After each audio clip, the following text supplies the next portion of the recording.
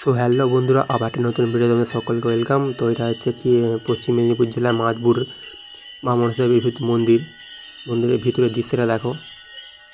একদম খোলা, চারপাশটা খোলা, ওপরটাও মানে ছাওয়া নেই, খোলাই।